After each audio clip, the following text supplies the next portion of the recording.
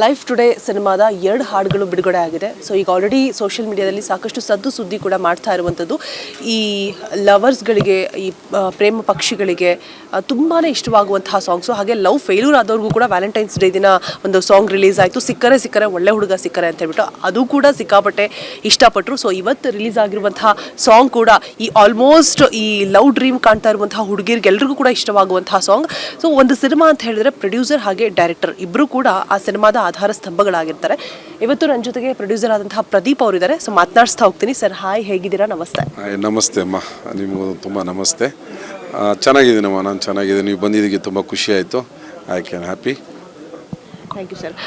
Sir ನಾನು ಹೇಳಿದೆ, ಒಂದು ಸಿನಿಮಾಗೆ ಹೀರೋ ಎಷ್ಟು ಮುಖ್ಯ, ಹೀರೋಯಿನ್ ಎಷ್ಟು ಮುಖ್ಯ, ಡೈರೆಕ್ಟರ್ ಎಷ್ಟು ಮುಖ್ಯ, ಅದೇ ರೀತಿಯಾಗಿ ಪ್ರೊಡ್ಯೂಸರ್ ಕೂಡ ತುಂಬಾ ಮುಖ್ಯ ಆಗಿರ್ತಾರೆ. ಆ ಮೇಕಿಂಗ್ ಆಗಿರ್ಬೋದು, ಆ ಅದ್ಧೂರಿತನ ಆಗಿರ್ಬೋದು, ಎಲ್ಲವೂ ಕೂಡ ನಿಮ್ಮಿಂದಲೇ ಅನ್ನುವಂಥದ್ದು. ಸೊ ಎಷ್ಟು ಖುಷಿ ಇದೆ. ಜೊತೆಗೆ ನಿಮ್ಮ ಮೊದಲನೇ ಸಿನಿಮಾ ಇದು. ಹೌದು, ನನಗೆ ತುಂಬ ಖುಷಿ ಇದೆ.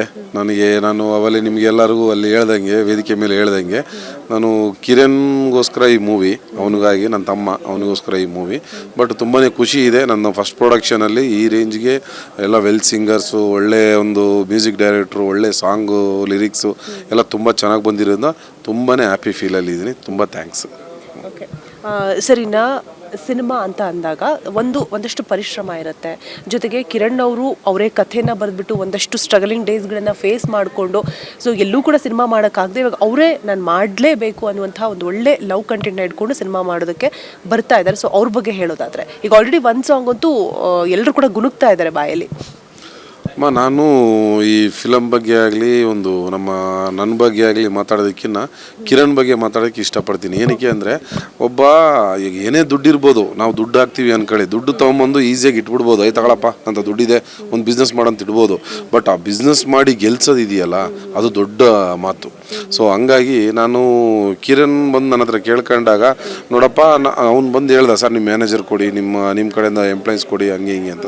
ನಾನು ನೋಡಪ್ಪ ಯಾರನ್ನೂ ಕೊಡಲ್ಲ, ನಾನು ನಿನಗೆ ಕೊಡ್ತೀನಿ ಇಷ್ಟು ಬಜೆಟು, ನೀನು ಏನು ಬಜೆಟ್ ಹೇಳಿದೆ ಆ ಬಜೆಟ್ ಕೊಡ್ತೀನಿ, ನೀನು ಮೂವಿ ಮಾಡೋಂದೆ. ಇವತ್ತಿನವರೆಗೂ ನನ್ನ ಹತ್ರ ಯಾವುದೇ ರೀತಿ ಒಂದೂ ತರದಲ್ಲೇ ತುಂಬ ಸ್ಟ್ರಗಲ್ ಪಟ್ಟು ಕಷ್ಟಪಟ್ಟು ಈ ಪ್ರೊಡಕ್ಷನ್ ಇವತ್ತಿನವರೆಗೂ 2ನೇ ಸಾಂಗ್ ಲಾಂಚ್ ಆಗೋವರೆಗೂ, ರಿಲೀಸ್ವರೆಗೂ ತಂದಿಟ್ಟಿದ್ದಾನೆ. ಸೊ ಆ ಹುಡುಗನಿಗೆ ತುಂಬ ಥ್ಯಾಂಕ್ಸ್. ಆ ಹುಡುಗನ ಬಗ್ಗೆ ನಾನು ಅದೇ ಹೇಳಿದ್ನಲ್ಲ, ಯಾವಾಗಲೇ ಅನೌನ್ಸ್ ಮಾಡಿದೆ, ಆ ಹುಡುಗನ ಸ್ಟ್ರಗಲ್ ನೋಡಿ. ಸೊ ನಾನು ಇನ್ನೊಂದು ಮೂವಿಗೆ ಆಲ್ರೆಡಿ ಅವನಿಗೆ ಹೈ ಬಜೆಟ್ ಮೂವಿನ ಒಪ್ಕೊಂಡ್ಬಿಟ್ಟಿದ್ದೀನಿ. ನೆಕ್ಸ್ಟ್ ಈ ಲಾಂಚ್ ಆಗಿದ್ದು ಅನದರ್ ಡೇ ಅಲ್ಲೇ ನಾನು ಅವನಿಗೆ ಅದು ಮುಹೂರ್ತ ಪೂಜೆ ಸ್ಟಾರ್ಟ್ ಮಾಡ್ತೀವಿ ಅಮ್ಮ. ಸರ್, ಇನ್ನು ಮೊದಲನೇ ಸಿನಿಮಾನೇ ಮ್ಯೂಸಿಕ್ ರೈಟ್ಸ್ ಸೇಲ್ ಆಗಿರುವಂಥದ್ದು, ಅದು ಕೂಡ ಒಂದು ರೀತಿಯ ಖುಷಿ ಪಡುವಂತಹ ವಿಚಾರನೇ. ಲಹರಿ ವೇಲು ಸರ್ಗೆ ಥ್ಯಾಂಕ್ಸ್ ಹೇಳ್ತಾ ಇದ್ರು ಹೀರೋ. ಸೊ ಅದ್ರ ಬಗ್ಗೆ ಹೇಳೋದಾದ್ರೆ ಸರ್, ಎಷ್ಟು ಖುಷಿ ಇದೆ ಅಂತ ಹೇಳ್ಬಿಟ್ಟು. ಬಿಕಾಸ್ ಇವಾಗ ತೆಗೆದುಕೊಳ್ಳೋದಕ್ಕೆ ಹಿಂದೇಟು ಹಾಕುವಂತಹ ಪರಿಸ್ಥಿತಿ ಸದ್ಯಕ್ಕಿದೆ. ಅಂಥದ್ರಲ್ಲಿ ಒಂದು ಒಳ್ಳೆ ಕೈಗಿಟುಕುವಂತಹ ಬೆಲೆ ಆಗಿರ್ಬೋದು ಕೊಟ್ಬಿಟ್ಟು ಒಳ್ಳೆ ಇದಕ್ಕೆ ತೆಗೆದುಕೊಂಡಿರೋದು, ಒಳ್ಳೆ ರೈಟ್ಸ್ಗೆ ಎಷ್ಟು ಖುಷಿ ಅಮ್ಮ. ನಾನು ಈ ಸಾಂಗ್ ವಿಚಾರ ಬಂದಾಗ, ಆಡಿಯೋ ವಿಚಾರ ಬಂದಾಗ ನನಗೆ ತುಂಬ ಫೀಲ್ ಆಗಿದೆ. ಏನಂದರೆ, ಹೊಸಬರಿಗೆ ಆಡಿಯೋದವರು ಯಾರೂ ಒಂದು ರೆಸ್ಪೆಕ್ಟ್ ಬೆಲೆ ಕೊಡಲ್ಲ. ಏನಂದರೆ ತುಂಬ ಲೋ ಲೆವೆಲಿಗೆ ಕೇಳ್ಬಿಡೋದು, ಅವ್ರನ್ನ ಅವ್ರೇನೋ ಮಾಡಬಾರ್ದು ಅಪರಾಧ ಮಾಡಿಬಿಟ್ಟಾರೆ ನಮಗೆ.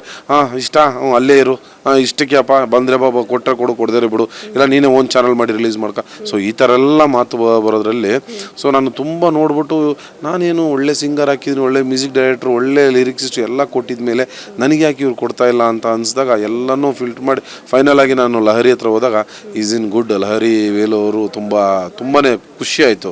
ಒಳ್ಳೆ ನಮ್ಮ ಇಂಡಸ್ಟ್ರಿಯಲ್ಲೇ ನನಗೆ ತಿಳಿದಂಗೆ ಒಂದು ಹೊಸ ಹೀರೋ, ಒಂದು ಹೊಸ ಪ್ರೊಡ್ಯೂಸರು, ಒಂದು ಹೊಸಬ್ರಾಗಿ ಬಂದಿರೋದಕ್ಕೆ ಒಂದು ಒಳ್ಳೆ ಹೈ ಬಜೆಟ್ ಅಮೌಂಟ್ನ ಫಿಕ್ಸ್ ಮಾಡಿ ನಮಗೆ ಕೊಟ್ಟಿರೋದು ತುಂಬ ಗ್ರೇಟು. ನನಗೆ ತುಂಬ ಖುಷಿ ಅನ್ನಿಸ್ತಿದೆ. ಫೈನಲಿ ಏನು ಹೇಳೋಕ್ಕೆ ಬಯಸ್ತೀರಾ ಸರ್? ಮೊದಲನೇ ಸಿನಿಮಾ ಮೇಘನಾ ಪ್ರೊಡಕ್ಷನಲ್ಲಿ ಬರ್ತಾ ಇರುವಂಥದ್ದು, ಮತ್ತು ಹೈ ಬಜೆಟ್ ಮೂವಿ ಕೂಡ ನಿಮ್ಮ ತಮ್ಮನಿಗೋಸ್ಕರ ಅವರ ಶ್ರಮ ನೋಡಿಬಿಟ್ಟು ನೀವು ಆಲ್ರೆಡಿ ರೆಡಿ ಆಗಿದ್ದೀರಾ ಮಾಡೋದಕ್ಕೆ ಅಂತ ಕೂಡ ಹೇಳ್ತಾ ಇದ್ದೀರಾ. ಫೈನಲ್ ಆಗಿ ಏನು ಹೇಳೋಕ್ಕೆ ಇಷ್ಟಪಡ್ತೀನಿ?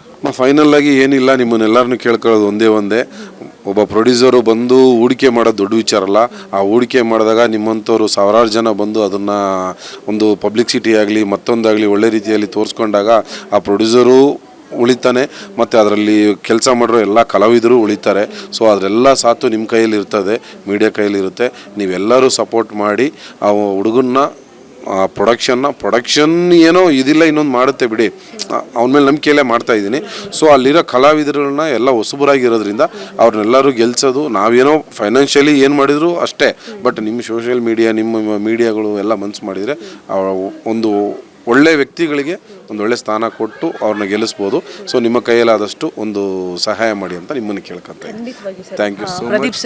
ಹಂಗಾಗಿ ನಿಮ್ಮ ಅಶ್ವವೇಗ ತುಂಬ ಖುಷಿ ಆಯಿತು ನಿಮ್ಮ ಹತ್ರ ಮಾತಾಡಿದ್ದಕ್ಕೂ. ತುಂಬ ಥ್ಯಾಂಕ್ ಯು. ನಿಮ್ಮ ಚಾನಲ್ಗೂ ಒಂದು ಒಳ್ಳೆಯದಾಗಲಿ ಅಂತ ಅನ್ನಿಸ್ತೀನಿ. Thank you so much sir. Pradeep sir, ಈ ರೀತಿಯಾಗಿ ಹೊಸಬರನ್ನ ಬೆನ್ನು ತಟ್ಟಿ ಬೆಳೆಸುವಂತಹ ಪ್ರೊಡ್ಯೂಸರ್ಸ್ ನಮ್ಮ ಕನ್ನಡ ಇಂಡಸ್ಟ್ರಿಗೆ ನಿಜವಾಗ್ಲೂ ಬೇಕು. ಬಿಕಾಸ್ ನಾನು ಮೊದಲನೇದಾಗಿ ಹೇಳಿದಾಗೆ ಒಂದು ರೀತಿಯಾಗಿ ಡೈರೆಕ್ಟರ್ಸ್, ಪ್ರೊಡ್ಯೂಸರ್ಸ್ ಮೇನ್ ಪಿಲ್ಲರ್ ಇದ್ದಾಗೆ ಸಿನಿಮಾಗೆ ಅಂತ ಹೇಳ್ತಾ ಧನ್ಯವಾದ. ಥ್ಯಾಂಕ್ ಯು ಸೊ ಮಚ್ ನಮ್ಮ ಜೊತೆ ಮಾತನಾಡಿದಕ್ಕಾಗಿ. ಹಾಗೆ ನಿಮ್ಮ ಸಿನಿಮಾಗೆ ಆಲ್ ದ ವೆರಿ ಬೆಸ್ಟ್. ಇನ್ನೂ ಹೆಚ್ಚು ಕನ್ನಡ ಸಿನಿಮಾಗಳನ್ನ ಪ್ರೊಡ್ಯೂಸ್ ಮಾಡಿ ಅಂತ ಹೇಳ್ತಾ ಧನ್ಯವಾದ. ಸೊ ನೋಡಿದ್ರಲ್ಲ ವೀಕ್ಷಕರೇ, ಇದಿಷ್ಟು ಪ್ರೊಡ್ಯೂಸರ್ ಆದಂತಹ ಪ್ರದೀಪ್ ಅವರ ಮಾತಾಗಿತ್ತು ಅಂತ ಹೇಳ್ತಾ ಕ್ಯಾಮರಾ ಪರ್ಸನ್ ವಿಶ್ವನಾಥ್ ಜೊತೆ ರೋಜಾ ಮನು ಪಾಟೀಲ್, ಅಶ್ವವೇಗ ನ್ಯೂಸ್, ಬೆಂಗಳೂರು.